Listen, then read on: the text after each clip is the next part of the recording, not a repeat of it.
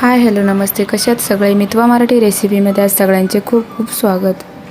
तर आज आपण एक नवीन रेसिपी तयार करणार आहोत। त्या रेसिपीपासून आपल्या शरीराला खूप सारे प्रोटीन्स मिळतात आणि त्याचबरोबर स्नायूंची सुद्धा वाढ होते।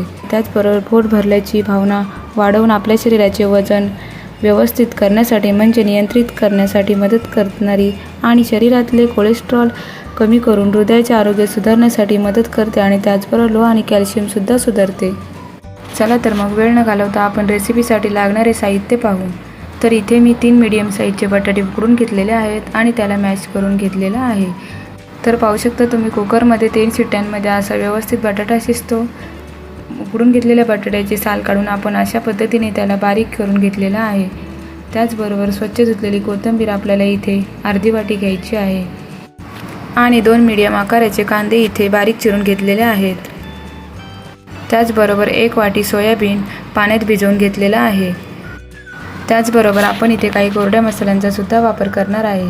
तर इथे मी अर्धा चम्मच चिली फ्लेक्स घेतलेले आहे, 1 चम्मच पांढरे तीळ घेतलेले आहेत, 1 चम्मच धना पावडर घेतलेली आहे आणि त्याचबरोबर चवीनुसार मीठ घेतलेलं आहे।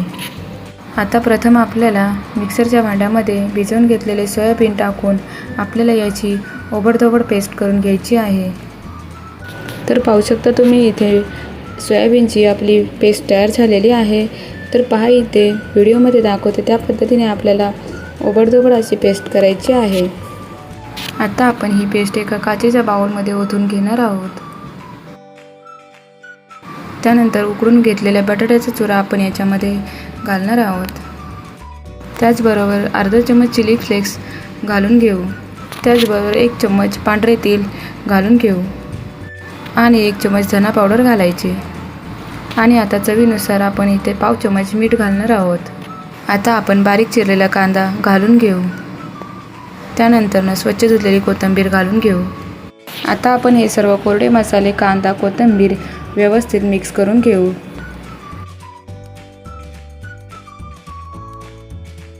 आता हे सर्व साहित्य व्यवस्थित मिक्स झाल्यानंतर आपण त्याच्यामध्ये 3 चम्मच नाचणीचं पीठ घालणार आहोत। आपण इथे बेसनचा वापर करणार नाही। तुम्हाला जर पाहिजे असेल तर तुम्ही इथे बेसनचा वापर करू शकता, नाहीतर मग 3 चम्मच ज्वारीच्या पिठाचा सुद्धा वापर करू शकता। आता आपण बाउलमध्ये थोडं पाणी घालून हे बॅटर व्यवस्थित मिक्स करून घेऊ। आपल्याला हे बॅटर जास्त पातळसुद्धा करायचं नाही आणि जास्त घट्टसुद्धा करायचं नाही। थोडं पाणी घालून आता आपण हे व्यवस्थित मिक्स करून घेऊ।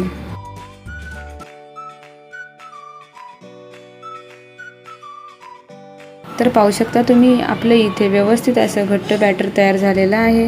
आता आपण छोटे छोटे असे गोल लाडू तयार करून घेऊ। याच पद्धतीने आपण आता सर्व पिठाचे असे छोटे छोटे लाडू तयार करून घेणार आहोत। तुम्हाला जर पाहिजे असेल तर तुम्ही या पिठामध्ये अजून थोडं पाणी घालून म्हणजे हे पीठ थोडं पातळ करून आपण जसं थापोला करतो त्याच पद्धतीने आपण इथे थापोला सुद्धा करू शकतो। तर पहा इथे किती झटकन आणि पटकन लाडू तयार होत आहेत। आहे की नाही झटकन आणि पटकन होणारी रेसिपी आणि त्याचबरोबर लहान बाळांसाठी सुद्धा हेल्दी रेसिपी आहे। म्हणजे सोयाबीनमध्ये जास्त प्रोटीन्स असतात आणि आपल्या शरीराच्या वाढीसाठी जास्त प्रोटीनची आवश्यकता असते। अशा पद्धतीने आपल्या शरीरामध्ये प्रोटीन्स गेल्यामुळे आपले शरीर व्यवस्थित तंदुरुस्त राहते। तुम्हाला जर ही रेसिपी आवडली असेल तर लाईक करा, चॅनलला सबस्क्राईब करा। सबस्क्राईब केल्यानंतर बेल आयकॉनवर क्लिक करायला मात्र विसरू नका। ऑलवर क्लिक करा म्हणजे मी तयार केलेली प्रत्येक रेसिपीचे नोटिफिकेशन सगळ्यात अगोदर तुम्हाला येईल। चॅनलवर नवीन असाल तर लाईक आणि सबस्क्राईब नक्की करा, कारण तुमचा एक लाईक, एक सबस्क्राईब नवीन यूट्यूबरसाठी लाख मोलाचे असते। तर पाहू शकता तुम्ही इथे 1 वाटी सोयाबीन आणि 3 मीडियम आकाराचे बटाटे, त्याच्यापासून किती मस्त असे मीडियम आकाराचे लाडू तयार झाले। आता आपण लाडू तळायची तयारी करू। गॅसवर कढई ठेवली आणि त्याच्यामध्ये आपण जवळजवळ 1 वाटी तेल ओतले। आपण हे लाडू तळून घेणार आहोत म्हणून आपण कढईमध्ये इथे जास्त तेलाचा वापर केलेला आहे।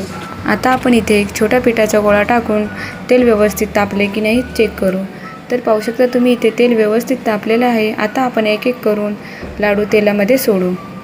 इथे आपण लाडू तेलामध्ये सोडत असताना गॅसची फ्लेम स्लो करून ठेवू।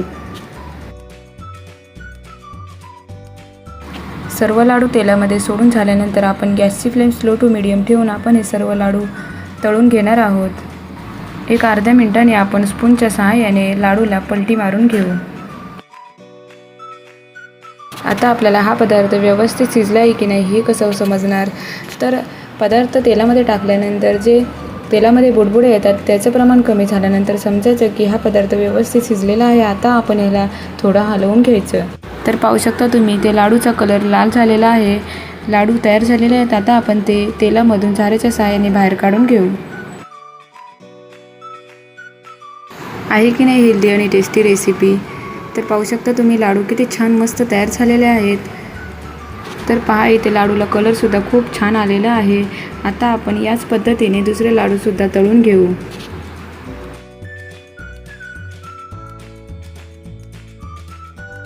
आता आपले दुसरे लाडूसुद्धा छान तळून झालेले आहेत. आता आपण ते एका भांड्यामध्ये काढून घेऊ.